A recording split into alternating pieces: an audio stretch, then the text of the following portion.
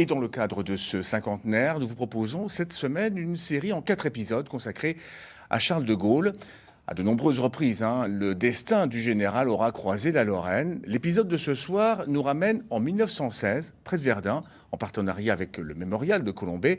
Arnaud Salvini, Élise Kouzmak, Namid Lamda et Edith Le Goff nous racontent la première mort de De Gaulle.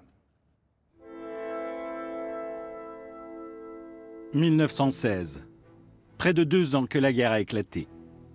Par 2 fois déjà, Charles de Gaulle a été blessé au combat.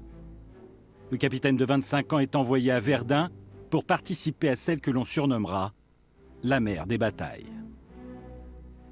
Le 2 mars 1916, on est au tout début de la très grande bataille de Verdun et Charles de Gaulle est à la tête d'une compagnie du 33e régiment d'infanterie. Il doit défendre le village de Douaumont que les Allemands s'apprêtent à attaquer après un assaut d'artillerie épouvantable. Charles de Gaulle, lors d'un assaut, voit beaucoup de fumée. Il saute dans un trou, pensant rejoindre à l'intérieur des compagnons d'armes. Manque de chance pour lui. Les soldats dans ce trou ne sont pas français, mais allemands. L'un d'eux, avec sa baïonnette, va lui transpercer la jambe. Charles de Gaulle perd beaucoup de sang. Une grenade explose, il tombe inanimé sur le sol. Il est porté pour mort.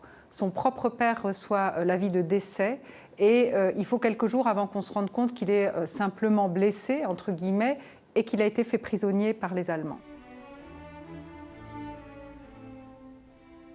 Charles de Gaulle se trouve donc prisonnier et va très mal vivre cette période. Selon lui, la place d'un officier pendant la guerre, c'est bien sûr d'être sur le front. Il décide de ne pas se laisser abattre et il décide de se battre intérieurement grâce aux lectures. Il va lire d'innombrables livres en captivité et faire des conférences tout à fait passionnantes pour nous historiens à ses camarades. Il résiste en refusant la situation que lui ont faite les Allemands et en s'évadant, ce qui est le devoir de tout officier. À plusieurs reprises, il va tenter de fausser compagnie aux Allemands. À 5 reprises, il va réussir à s'évader. Manque de chance pour lui. À chacune d'entre elles, il est récupéré par les Allemands. S'évader de la prison est une chose qu'on peut réussir avec des moyens tout à fait extraordinaires dans le cas de De Gaulle, mais le plus dur est de gagner la frontière qui est à des centaines de kilomètres.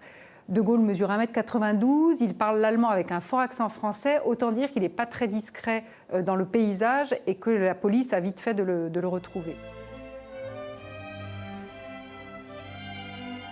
Ce qui est intéressant avec cette mort, cette pseudo-mort de Gaulle à Verdun, c'est qu'en réalité, une partie de lui-même est vraiment morte ici. Sans la captivité de 1916 à 1918, l'homme du 18 juin ne serait pas né ou alors aurait eu beaucoup plus de mal à émerger parce que cette captivité, elle va forger en De Gaulle 2 choses. D'abord, le caractère rebelle, c'est-à-dire la critique vis-à-vis des institutions, la critique vis-à-vis de l'état-major qui n'a pas été capable de mener à bien cette Première Guerre mondiale. Et deuxièmement, la conviction ancrée dans son corps et dans son cœur désormais que plus jamais il ne déposera les armes, quelles que soient les circonstances, quand la France est en jeu.